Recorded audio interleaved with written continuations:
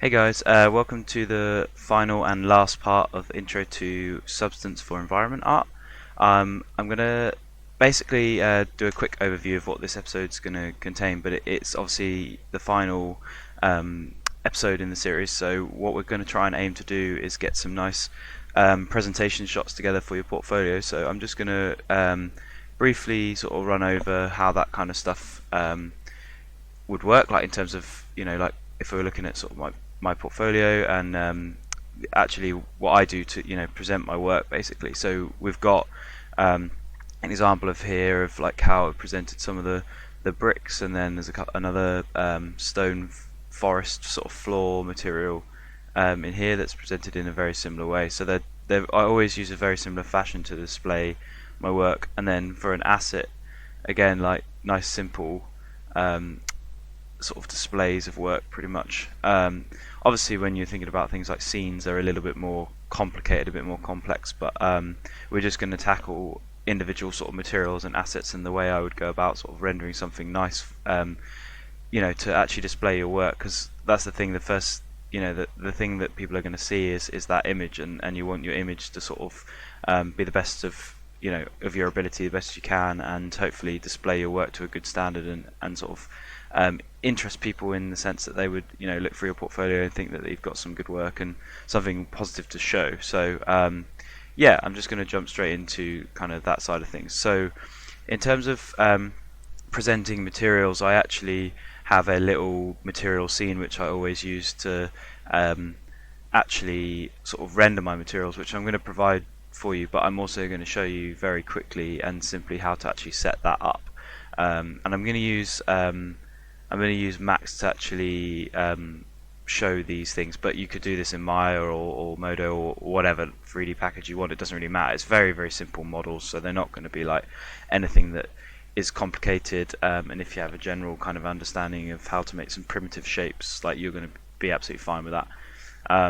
So yeah, the way that I have this scene set up is I have a couple of objects in there. So I've got a box, a plane, and then a cylinder. And what I do is I assign my material. So this is a material we actually made in the last part, in part 2 and 3 basically. So all I've done is assign the actual material, and then I've like dragged and dropped it onto these models. So I have these models actually contained within a group. So if I was to use a new material, so say let's just grab one of the example ones, so the Quixel brick. If I want to assign that to all the models, I literally just drag and drop in Marmoset on top of those objects, and that's going to assign that brick basically to those models. So we'll just go back there. So then in terms of like doing a render, what I actually do is I set up a couple of different cameras so I can cycle between these in here, and then I turn off all the other objects except the one that I'm planning on rendering. So then I've got another camera, I've got camera 2 to do the plane, and then I've got camera 3 which does the cylinder. So I've got, yeah, really simple setup to just display those objects. And then in the actual scene, I like to try and create a sort of the idea of a sort of like 3-point light setup. It isn't as complex as that. It's only a couple of lights just to illustrate, like just to give you a little bit of bounce light and a sort of a main light source. So because they're quite small objects, what I actually do is I contain the lights underneath these boxes basically. So I've got a main light source here, and then I've got a smaller light source that just kind of does a bounce light to the left of that. So I can adjust these as well, like if I want to make this one brighter to make some of the values pop more, then I can do that. So that's really, really simple. So then in terms of a sort of material setup for this, what I'll show now is how to actually do that material from scratch. So we'll get rid of that, and if we're just starting with default scene, I'll show you how to make the models afterwards as well. These are really simple, so it's just making sure that the main thing is making sure your UVs are correct, and you've got enough tessellation if you're using things like the parallax stuff. So I'm going to provide all this stuff for you as well, so that you guys can delve into this and put your own materials in there and try and make some nice renders at the end. So you've got something to show for your efforts and your hard work basically. So yeah, but all I do actually is I've got this folder open with the textures in from Substance Designer. So I'm going to show you how to export those materials as well from Designer itself. so that you guys have an understanding of how to do that, because that's the first kind of process, get your textures open, or out of the program. So we're just going to go open up the brick that we made from before, and this is like super easy, super simple, to actually export those textures out. And all it is you right click on the graph and hit export outputs. So this will give you a dialog box in Designer with a path destination, so you can click the three dots and that will give you somewhere to save it. So you can see that that's actually saved in the sort of resources folder which I've made for these textures. Then you can choose your file format, and then what it actually names it as, like so this is giving you a preview of what like the base color would be basically, so it's giving you some indication of how that's like the naming convention for that. You can tick this box, but I never bother to do that, so like every time you make a change it will automatically export, but I feel like that's going to sort of slow down the scene, and I don't really want that to be, you know, I don't really want a slow scene. I just want to work, and then when I'm happy with what I've done and made the changes, I'll export. And then this is just all the channels that you're exporting. So if you wanted to add more outputs, like if you want an ambient occlusion or whatever, you can add those in, export that out, and you can deselect them, select them all, or individually. So it's up to you, I guess. And then you just hit save. I'm not going to do that because I've already done it, but you hit save and that will save out those textures. So that's really simple. You should be able to manage that, like after sort of doing all the hard work. That's a pretty easy thing to do. So yeah, we'll minimize that. And so I've got that folder now with these textures, and obviously depending on what size you set your graph, that's going to spit out the images. So you can see here these are just 2K textures. So in terms of actually assigning this, the first thing, because it's a metallic workflow, you need to go into the specular and change this to metalness, and then you need to invert the gloss. So those are the first two steps, and then depending on your normal map options, generally I always hit flip Y, because my normal map, I think it's set in Designer, you can set this to either be OpenGL or DirectX, and I think by default it sets it to that DirectX version, so you'll need to flip Y, the Y channel basically. And if you're used to using, I think if you're used to using Max, it's like that. If you use Maya, it's the opposite way around, because they just interpret them differently.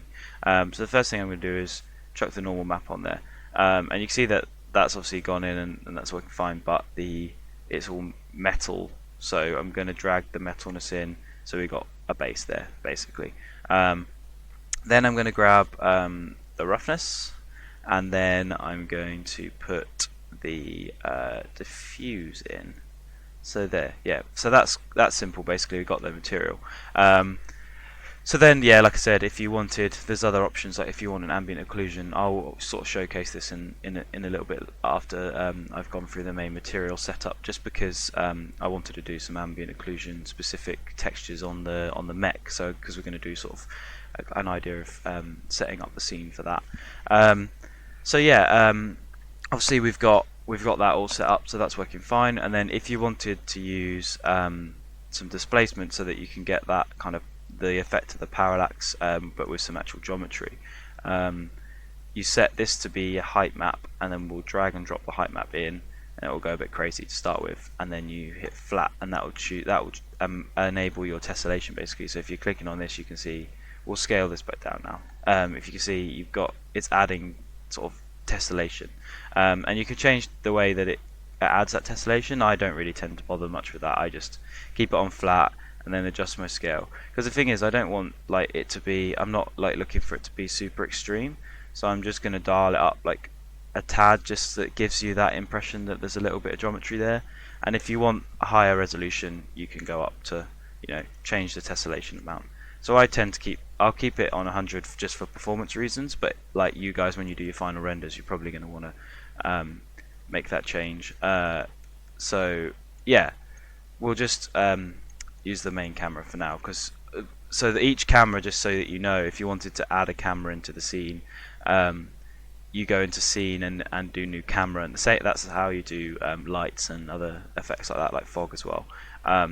So yeah, Marmoset is a very simple program to use. It's really self-explanatory, but basically, yeah, if you wanted to add a camera in there, and then when you select your camera in here, each camera has its own settings for for the actual camera, so you can change things like depth of field and post effects and all that sort of stuff individually to the camera. So that's why I'm just going to stick on the main camera for now, because it means I can make all my changes and not worry about like it being on a different camera basically. So yeah, generally I just tend to have a play around to get something that I'm happy with. So I'll tweak the lighting setup that I've got, and because I use this is like something that I use pretty much like as a default to render my materials out.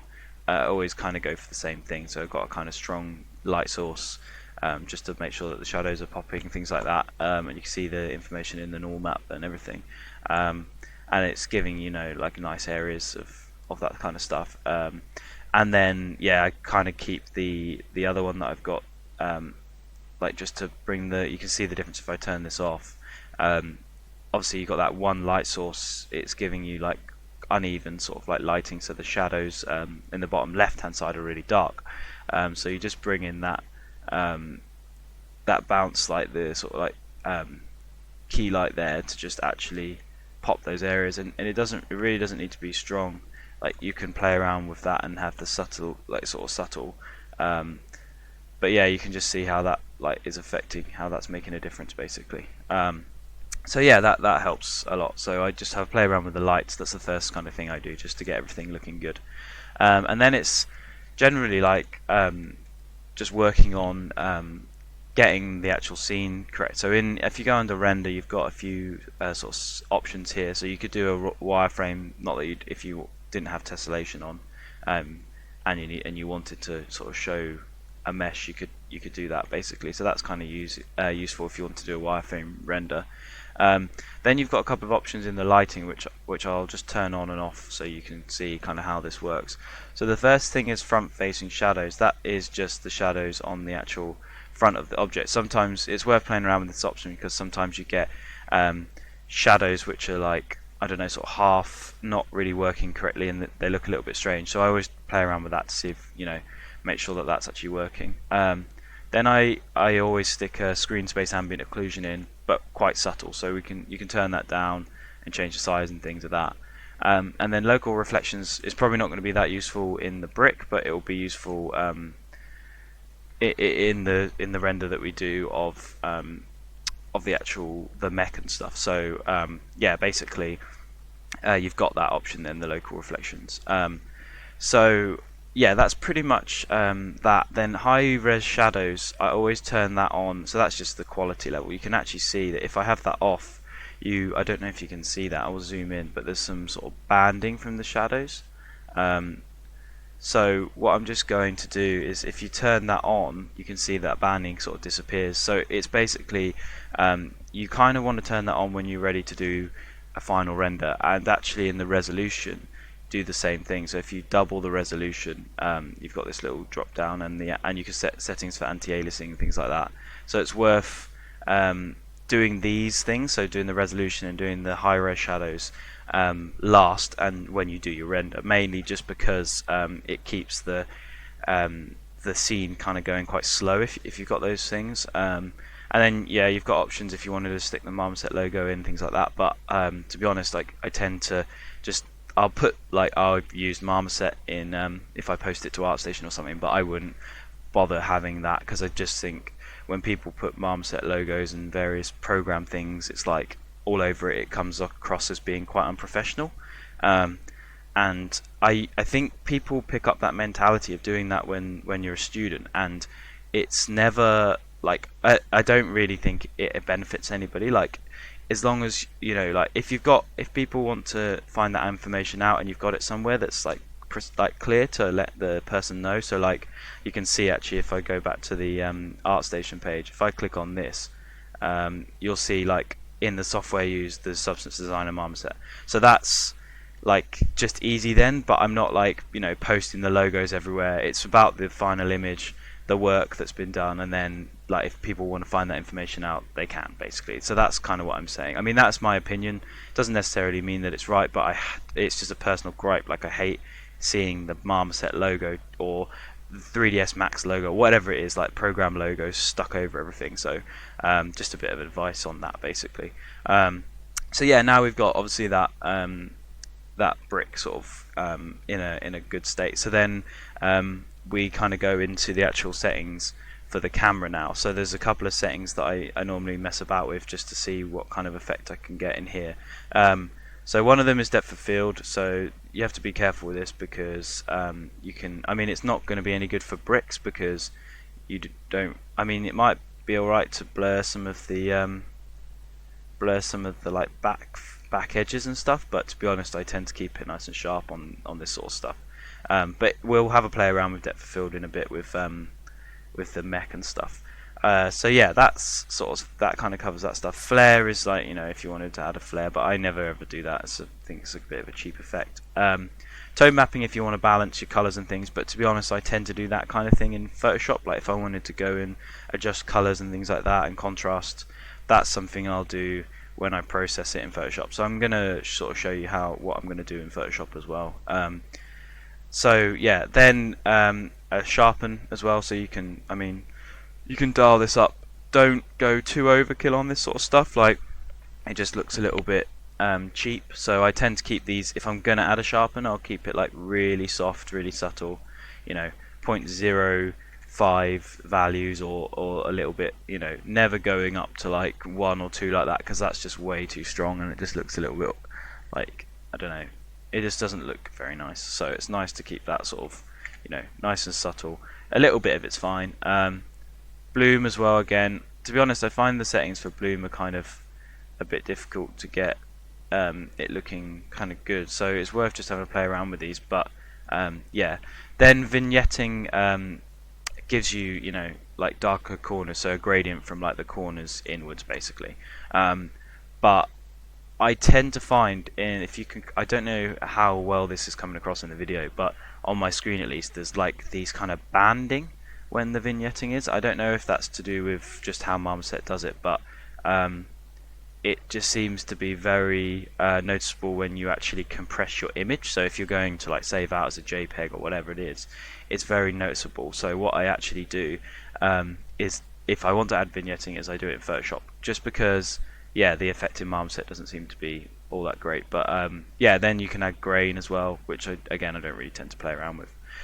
So if I'm happy with this now as an image, I can obviously go through my other cameras and do whatever I wanted to do.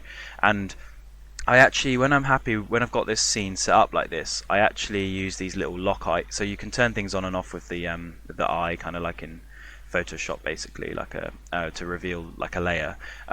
You can also lock. So if you've got this camera, like if I'm in the main camera now, I'm using Alt to sort of spin, and left mouse to spin around, and then zoom in on the scroll wheel, and then Shift and right click to change the environment map. Actually, that's another thing I'll just quickly touch on. So if you click on the sky box, you've got the options there to actually change the environment. So we'll come back to that in a second, but we'll just explain like the locking thing first. So yeah, when I'm in if I'm in a camera and I don't, like, I'm happy with that position, I don't want it to move. If I try and hit Alt and left click now, this won't move because it's locked. And it won't actually let me, if I click on here, change any of the settings. So if I've got this all set up and I'm happy with how it's looking for that particular camera, I can just lock that and ensure that, you know, those things aren't going to change, just because it's nice to have you know, all that stuff like saved, you know, like as if it's not going to change. Because the thing is, when I'm doing a render, if I want, like, you know, to keep that position every time, like I'm doing, you can sort of notice actually between like this model and this one, like they're pretty much exactly the same position, because the camera was locked in that position, so I'm getting the same result every time. So it's just for consistency. Like it gives me, like, if I keep that style of rendering, then, like, you know, okay, like that's a material or whatever, like every time. And it kind of similar actually with the assets. Like I've got very similar rendering for both of these like assets as well. I mean, even these are done in things like Keyshot, but you can see the same kind of camera angles and things like that. So yeah, that's just something to sort of notice with the locking and things. So yeah, so now we'll just touch quickly on the sky. So you can sort of load your own ones in, but you've got some sort of preset ones. You can just cycle through these. You notice that basically I have this set to color. So if I change this to the sky box, you'll see the skybox in the background. So now if I sort of jump between them, you can see how that lighting's affecting the different environments basically. So it's kind of like really simple, just click between them and you can load, save them, blah blah, blah, all that kind of stuff basically. So then you have a few settings in here, so you can change the brightness, all this sort of stuff I tend to leave the same. If you're not using shift and right mouse to move the skybox, you can rotate it here, and you can brighten it up and things. One thing you can do, which is pretty cool, is you can select lights actually in here, so you can click a light and that will put a light in the scene, and it actually takes on, when you move this around, takes on the color of what you're sort of going over. So if you're going over green trees like here, that's selecting a green light and that's selecting a white light. It's just a good way to get a few lights into the scene really easily. And then if they kind of come in underneath the sky, if you say we're really happy with this light, you can actually just drag them out and save them.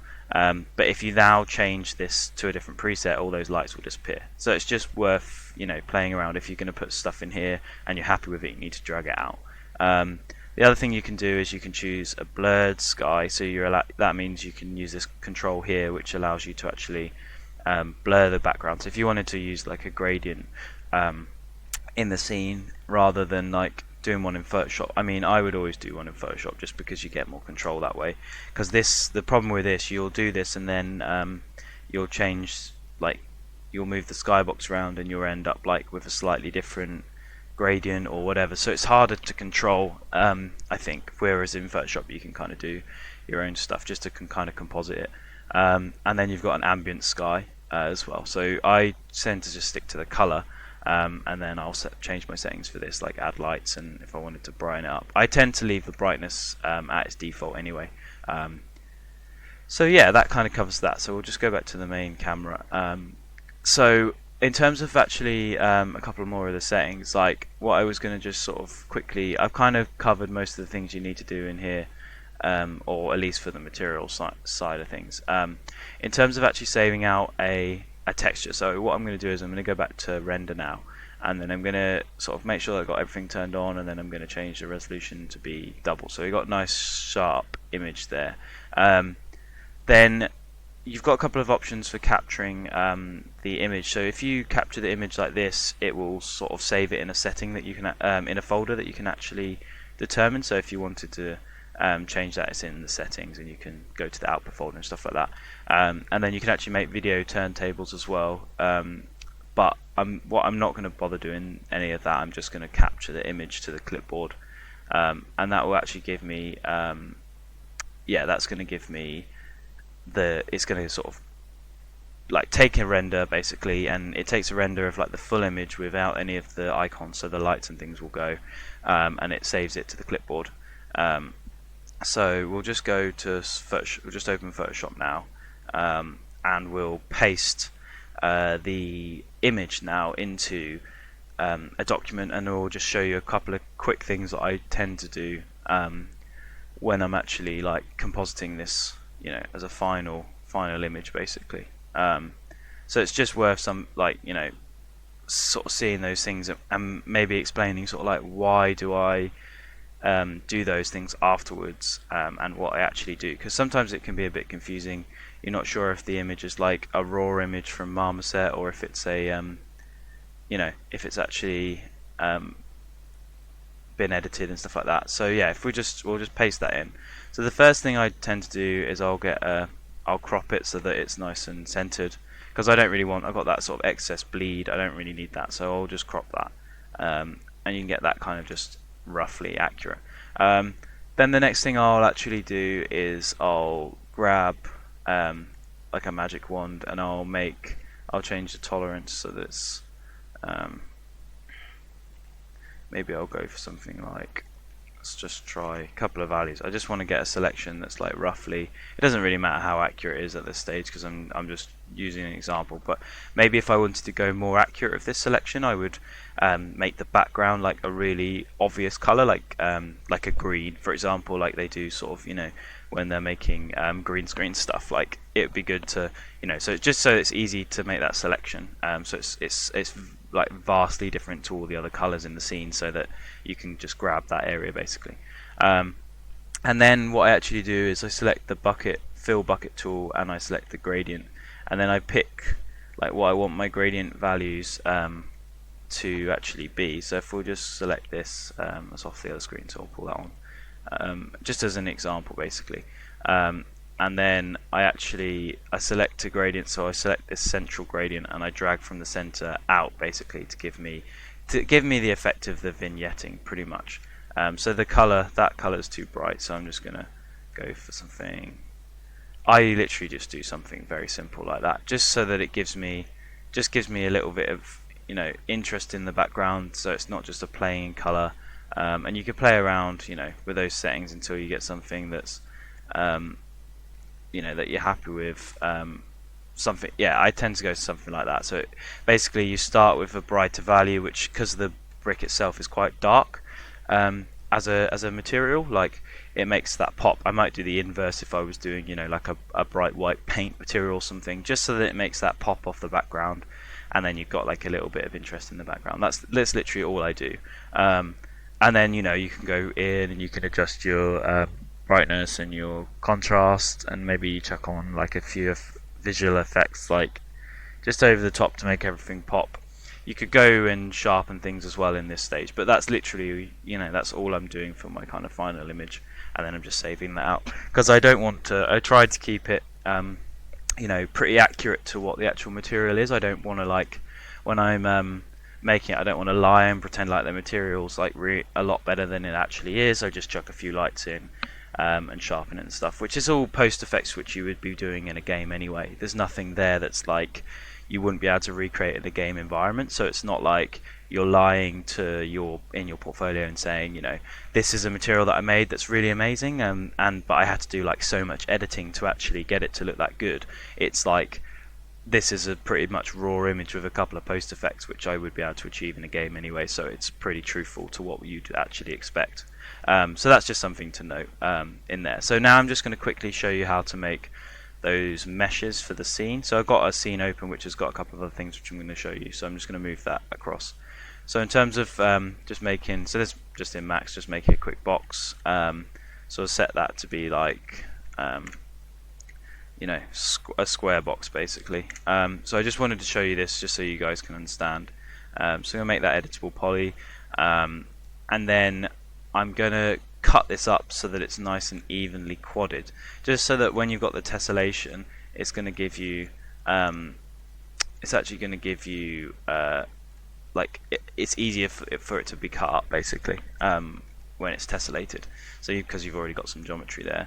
And then I'm going to use quad chamfer to just actually bring this into a rounded thing and dial the value up there. So you've got a rounded cube now basically. So you don't have to do this step, you can just do a normal cube, but it's just a rounded cube if you wanted to have one in the actual in Marmoset itself basically, because the one that we were using was sort of like this in Substance Designer when you're viewing the material, so I'm just recreating that basically.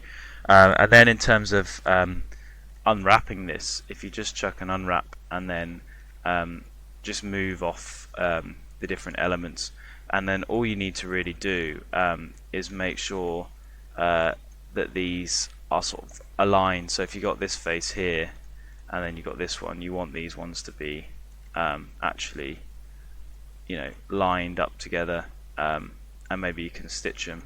If you stitch them up, then you've got a nice, the seams down there, but it's going to give you it's actually going to work in terms of like the tiling. So if you're trying to tile something over this, it's actually going to give you like the right result basically. So you can just line those things up pretty much, make sure that they're like in line and tiling, and then you can chuck a quick checkerboard on to make sure everything looks right. And then when now that when you export this model out, you've got it's going to tile correctly, and then you can obviously put your quad chamfer back on. So yeah, that's pretty much all I do to set up the materials, and then exactly the same. A plane is a lot easier because it's going to have its UVs and everything sorted out, and then the same with the cylinder pretty much. So it's very, very simple, like just for those base models pretty much. So yeah, that kind of covers how I would do my material setup, and you've kind of got an example of that. So the next thing I'm going to show you is how to do the actual prop. And what I've done is I've already made, just save that before we continue. I've actually already made a little scene with this all set up in, so you guys can open this up and check this out. But what I wanted to do was show you how to actually go about making this scene from scratch, basically. So what I did, just so this is just a kind of as a like a conclusional kind of thing. We've obviously made the mech and we've textured the mech and things. So I'm using this as an example. You don't have to use this model.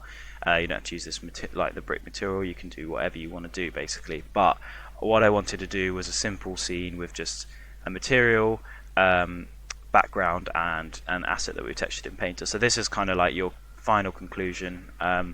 And your sort of final render that you can hopefully use for your portfolio and get something that's like, it's nice and simple, but if you know everything's textured nicely and things like that, it's going to be a nice asset to actually showcase in your portfolio, basically.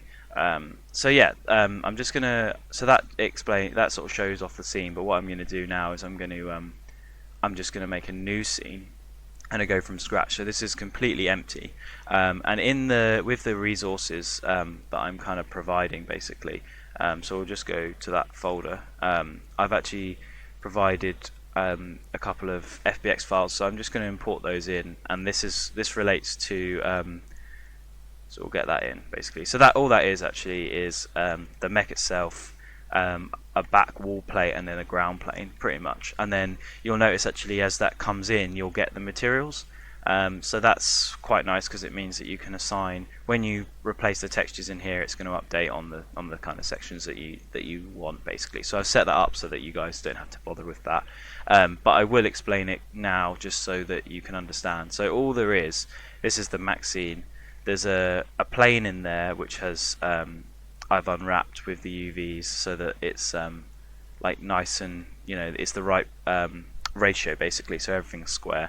Then I've done the same kind of as we talked about with the box just a second ago, but this is just a wall, pretty much. I didn't need to have to, you know, do a rounded wall, but that's just what I chose to do.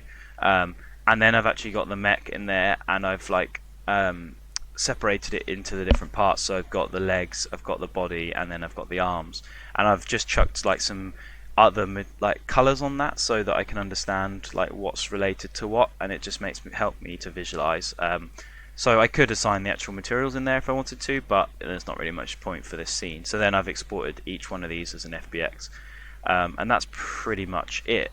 In terms of exporting the files out of Painter, we'll just jump onto that now. So you can see we've got the texture set list here, and I left the texture resolutions the same, so they're 1024, but then the main body is 2K. So that's just because it's kind of the main area that you're going to look at. So I wanted to have like the best resolution for the render for that. You can up-res to those to kind of what you want for the final thing, because it's a render, just for a render and stuff. I tend to like not be bothered too much about the sizes of the textures. Like if I'm optimizing it for a game, then maybe I would, you know, use a smaller resolution, texture resolutions, and I can kind of get away with 1024 on the arms and legs, to be honest. Like the resolution's not that bad.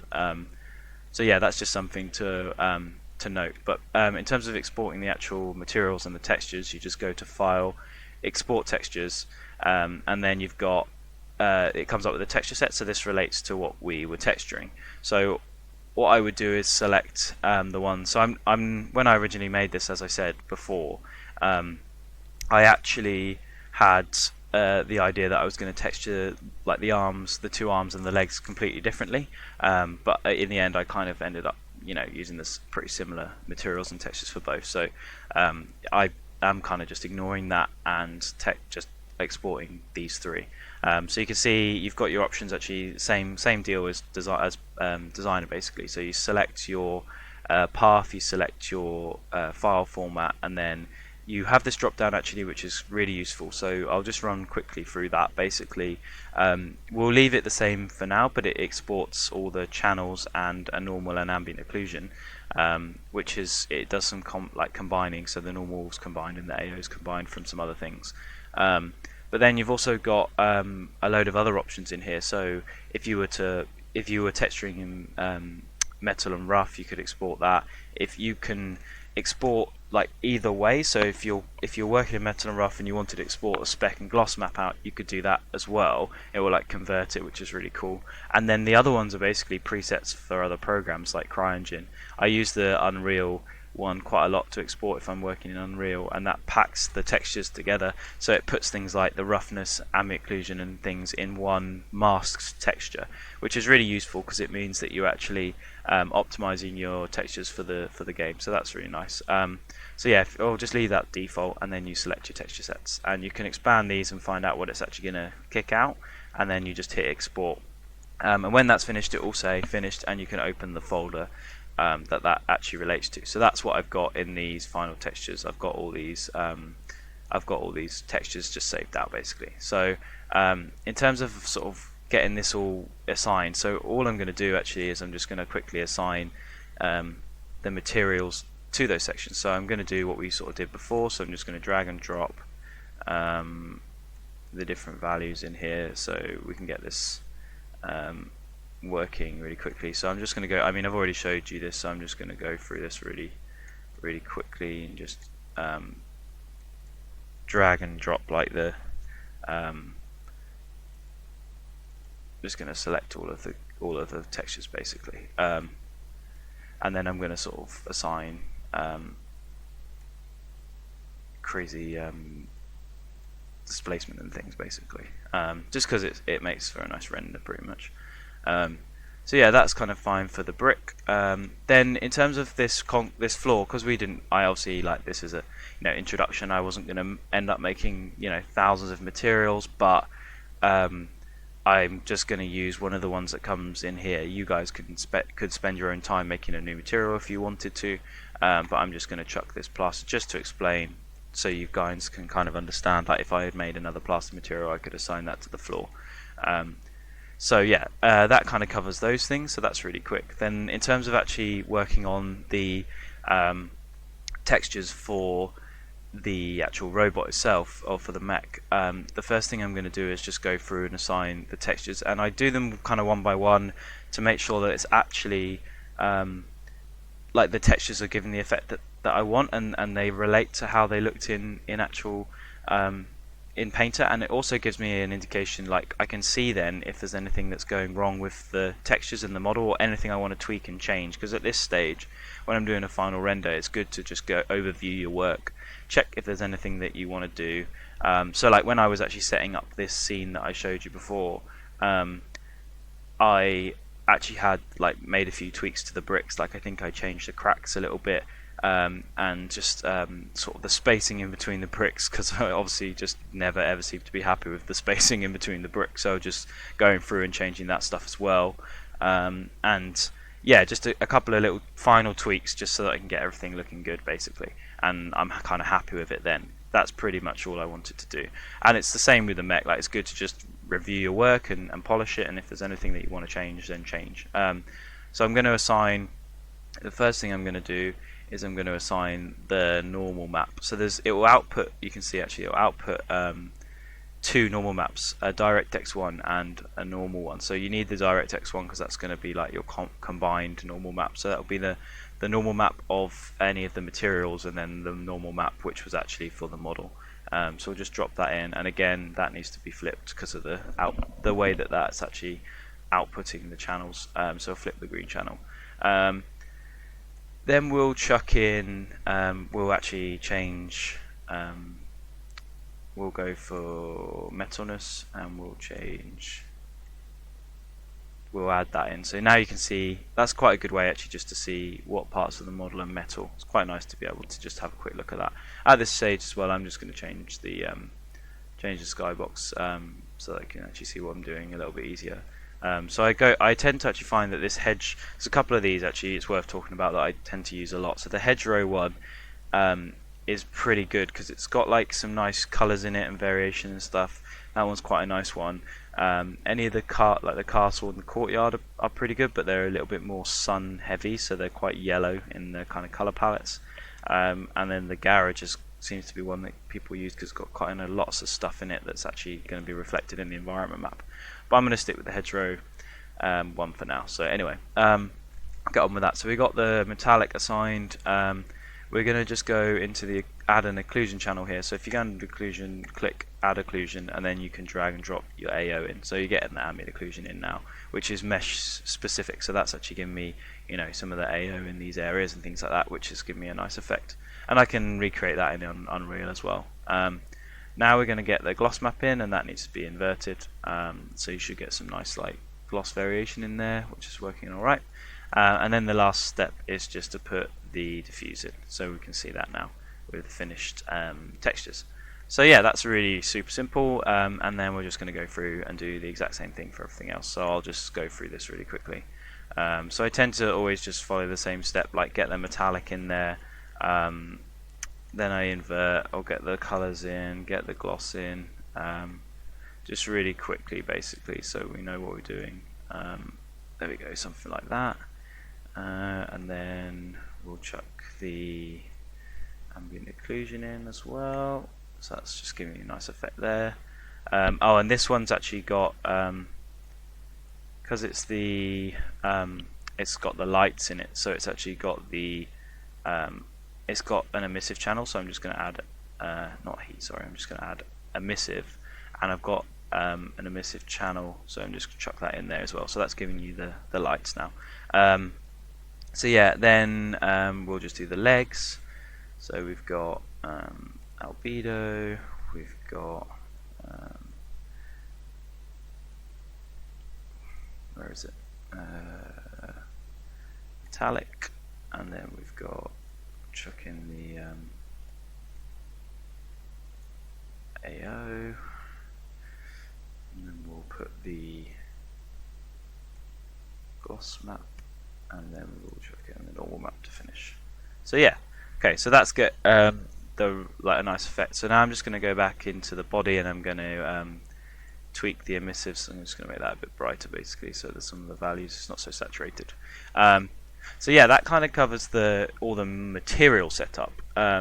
So that's really simple and easy to set up now that you've I mean, like, this is the thing, you've kind of done all the work, and Marmoset's really fast to actually iterate on, so it's nice to just, and you could, I mean, you guys don't have to necessarily use Marmoset if you want to do a final render. You can use an engine like Unreal or something like that, but I've just, for ease of use and also to do a final render, especially from, I wouldn't tend to make a scene in Marmoset. Like, I'm going to use Unreal because it gives you, you know, other tools and things to your disposal that would allow you to actually you know, utilize like things like vertex painting and all that kind of stuff, which I use for my other scenes. But to actually render like a single asset, or to render you know, to actually render a material and stuff, it's so fast, it's just really easy to iterate on, so that's kind of nice to do some final renders. So yeah, that's kind of got that stuff sorted. Now the next thing I wanted to do was sort of do a kind of sort of a general kind of 3-point lighting setup on this guy. So the first thing I'm going to do is add I'm going to go to scene, and I'm going to add light. So that'll put that in the middle of the scene. You can drag that up and actually move that. So the first thing I'm going to do is I'm going to put some lights in to kind of actually signify these areas here. So these are actually like the, you know, the main sources of light, because they're like the lights on the mech basically. So I'm just going to chuck a couple of those in, and I'm probably just going to tweak the distance so that it's not so strong. This one's okay, it's not too bad. I just don't want it to be like affecting loads of the model. So I'm just going to go for like a bit of a brighter light, and I'm just going to change the saturation a little bit, so just going for a little bit of yellow, and I'm probably just going to do the same for this one. Just pop that one a little bit, just like to bring out some of the shapes and draw attention to the main areas. And if you wanted to actually understand like how this is working a little bit without any of the color, it's quite good to like view this in grayscale actually, so you can actually understand like what you're doing with the value ranges and things, and it helps to understand like your focal points. And I always find it easier if I'm ever reviewing work and assets and stuff. I always take the color out of it. It's like one of the first steps that I do, just because I want to actually understand like where your main focal points are, and doing that in grayscale is a lot easier. So you can actually just do that in the post effect. If you choose a preset and go for like a black and white, if we just go like noir, or let's just have a look at the contrast. Some of these are or in actual fact you could just go with default, I suppose, and desaturate it. Yeah, that's much better, that's easier to see. So now I can actually work on making sure these are are bright enough basically to actually make sure that they're popping out from the environment. So it's just a nice way to work, and then you can come back into the camera and pull the saturation back to whatever it was by default. I think it's 0.5, 0.6 maybe was default. Or maybe it was a bit higher actually.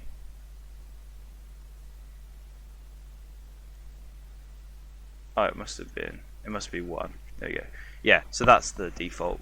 So you can basically pull that down, work on your values, and then go back up. So I tend to do that quite a lot when I'm working on stuff. So then the next thing I'm going to do is these kind of key lights. I'm going to add actually a main sort of fill light. So the thing I'm going to do here now is, and if you want to read more information on 3-point lighting setups, you can just have do a quick Google, and there's a couple of diagrams which will explain how these different lights work and the best way to actually set this sort of stuff up. So it's really simple, just a little bit of extra learning if you guys wanted to work out how to do that. It's not that it's not that complicated at all, and you can kind of push the bend the rules a little bit, and just so you can get things looking good basically. So yeah, the next thing I'm going to add is this directional light. I'm just going to move that up and kind of in the middle of the scene, and then I'm going to set under here where it says Omni, I'm going to set directional. And you see the white arrow, as I rotate this round, that's actually controlling the direction of the light, and I'm going to rename this so I can kind of tell that this is the sun, and then I can group these ones together, and we'll call those emissive. If I actually spell that right, there you go. So yeah, then we've got emissive lights, we've got the sun. So it's nice and easy, just keep your scene organized really, I guess, so you know what you're doing. And then I'll come in and actually choose a sort of yellow value for the sun, but not too saturated. And then I'm going to just dial that up a little bit, make that value nice and strong so it reads nicely, and it sort of pops the shadows then. Then if you want to adjust the shape, if you go, this will actually, you can see as this is making the light bigger, but it's actually giving you some soft shadows. So that's kind of nice as well to actually just work on that. And you can move the actual skybox around so you get some nice reflections going on as well. So yeah, that's definitely working. And then I'm going to turn off, I'm going to come in here in the skybox actually, and I'm just going to turn this off to color. So if I want to do a render, I can crop this basically around these and get rid of these grey areas. And you can actually, I can move these meshes as well if I wanted to. So the wall and the ground, I could select these two things and sort of slide them along a bit for the render, so that it's a bit more centralized and gives you a little bit more space. Then I'm going to come in, I'm actually going to just adjust the tessellation on this brick wall because we're losing, you see, kind of losing some of the values. So I'm just going to go for, I think 500 probably enough, so you get a bit sharper there. And maybe I'm going to go for not such a strong value there basically. I also need to just invert the normal map, just notice that.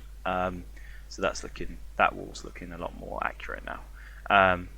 So yeah, we've kind of got that now. So then the next step is I'm actually just going to give some backlighting on the model. So this, I guess, is your last step. So I'm going to drag this light down, and I'm just going to pull it behind the model. I'm actually going to go maybe over here.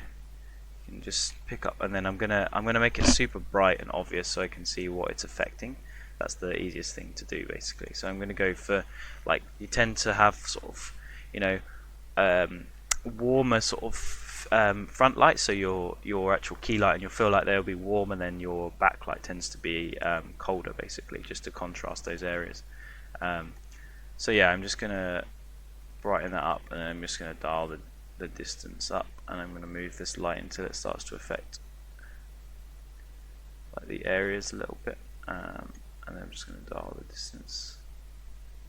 So you can see that's just if we just pull that, it's actually just grabbing these areas here, and maybe we can go for one on the edges of that stuff as well. And then you just need to now, I'm just gonna like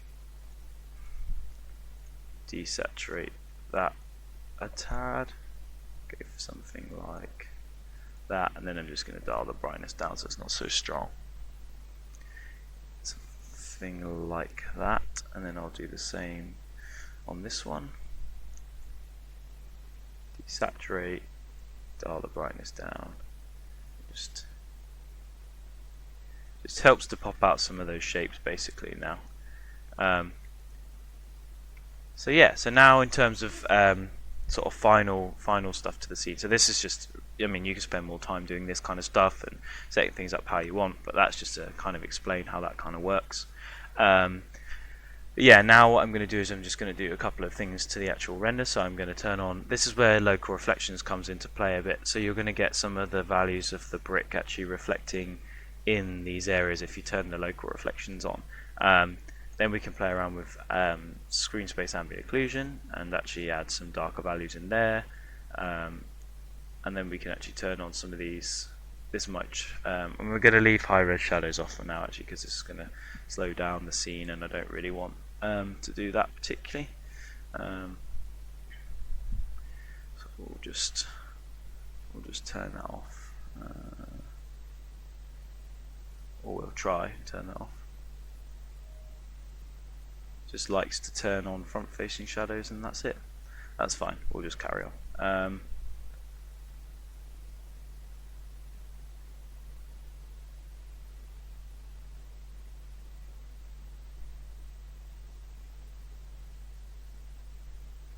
Yeah, so this is just the high res shadows is causing a bit of a performance issue, so I'm just going to pause the video and I'll fix that and then we'll come back and continue basically.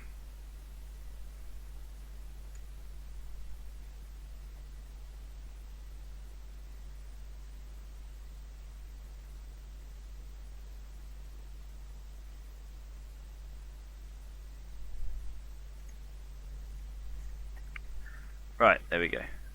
So just back now, we're just going to, we've turned off the high res shadows and now we're just going to pop back to the scene tab. This might be a little bit slow because we're kind of like dealing with sort of high sort of tessellated materials, so maybe we'll just, for the video, we'll just turn that down a little bit because it is you can adjust this setting anyway and it just makes the scene run a little bit quicker, and you can kind of see what the result was like anyway before. So now I'm just going to go into the camera and I'm just going to adjust some of the settings in here. So maybe I'll just dial up I'll play around with the bloom, which I never can really get much of. A little bit of the bloom actually works quite well, but it just makes everything sort of seems to make everything else really fuzzy, which is not really something that I'm a big fan of. So just like a tiny bit of it. Yeah, well, like I said, you leave these kind of things how they are. Maybe turn up the sharpening a little bit. Depth of field was the one I wanted to show you. So if we go, if we just pull back, we'll select the ground and the brick, and we'll just slide these back a little bit from the scene. And now if we actually go into the camera and we sort of turn on the depth of field in here, now we can adjust these settings until we get something that's actually keeping the model itself in focus but the bricks behind. So we're going to turn off the near blur and just work on the far blur. We zoom in a little bit as well, we'll get this effect. So you can just work on adjusting now so everything's in focus except that brick basically. So maybe we just need to rotate the we'll just rotate the wall a little bit as well, so you can just get that. We'll just go in here and we'll adjust these sections, just playing around with the focus distance until you get everything, there you go, sort of in focus except for that, and then you can just tweak that blur. So just to make these areas it just pops the model out a little bit from the background. So you don't want it to be too strong, but you can just play around with it just being a little bit of a blur in there. So yeah, something like that. And then yeah, if you wanted to go in and play around more with the post effects, like different things, and then maybe I'll just check the contrast a little bit. So maybe we'll just pop these lights a little bit brighter in here, just to make sure everything is popping nicely, basically. Give those values a little bit of a boost. Then we can go back and actually just into the camera and then just bring this lost it now. Oh, here it is. Just bring that saturation back up, you can see. So there we go, basically.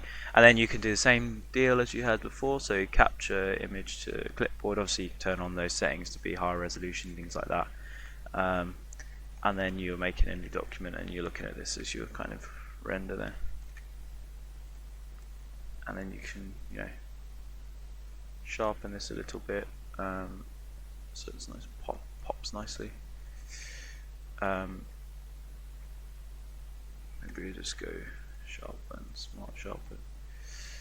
It's nice to just have a little bit of this, but nothing too strong. So yeah, there we go. So something like that. Obviously, you guys can kind of, like if I was to spend a little bit longer on this, I'd probably work on like a blend between the floor and the wall, and maybe I'll make my own sort of texture for the floor and things like that. But this is just to illustrate how you guys could set this up. So you can obviously spend as long as you want on this. I'd also probably get some of the dirt on these feet around these areas and things like that.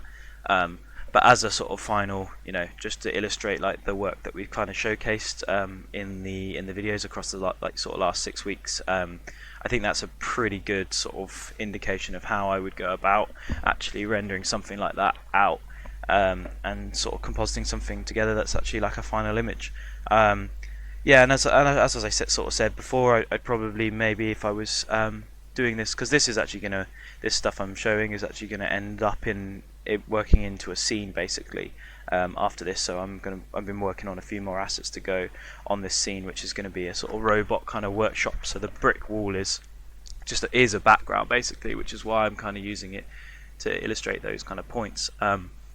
So it is going to end up like that. I am going to be using Unreal for it, so I'll get some actual more variation in the brick wall, so some bits of plaster and things, which will actually help in doing a final kind of image of this, because like the brick wall itself is quite a detailed and noisy thing. So and you can see that some of the things, like the model is sort of getting lost a little bit in some of these areas. So having big sort of areas of rest to actually like big sort of soft plaster shapes around that's going to really pop those areas out, and then I can bring some of this brick wall back in behind it and things like that, and that's going to hopefully look really nice. And I'm going to do that in Unreal, so that will be vertex painted, and with a similar sort of concrete style sort of floor and that kind of feeling basically. So yeah, that kind of sort of brings the sort of last episode to a bit of a conclusion, and kind of the course actually to a bit of a conclusion. So obviously, I just wanted to say thanks for taking part in the course, and I hope you guys enjoyed all the work that was actually given to you, and hopefully enjoyed the videos, and it was easy to sort of follow and things like that. So obviously this is a fairly new course actually, so obviously it'd be good to get some sort of hopefully enjoyed it and get some feedback on that, and hopefully you guys learned something new, and you got some good work to show from it from the final kind of video as well. So that'd be really nice to see as well. So in terms of assignments for the last part and homework or whatever, it's basically just to take what you've kind of achieved in the last sort of 5 weeks and actually render it together. I mean, it doesn't necessarily have to be in Marmoset, but I just used that as an example. So you guys, if you have better understanding of something else and it's going to give you a better effect or whatever, then totally go for that. I just use Marmoset for ease of use and also speed, because I wanted to iterate on a couple of things and just show you how to set up a material scene and show you how to set up a seam of an asset, but you guys could spend a lot longer doing that and getting something together final. So the idea really is working on something that you can put in your portfolio, or something that you're kind of happy to showcase, pretty much. So that's kind of it really. Yeah, cheers. Thanks very much for taking part in the course, and I hope you enjoyed it. Like I said, and if you guys have any questions, or any feedback or whatever, then feel free to send me an email and let me know, and you can sort of update your work, and I think the sort of conclusion of this is a sort of Q&A session at the end. So hopefully, if you guys have any questions or whatever, you'll be able to ask me those actually, in live, with live feedback. So yeah, hope that all sort of makes sense, and I look forward to seeing your final results. Cheers.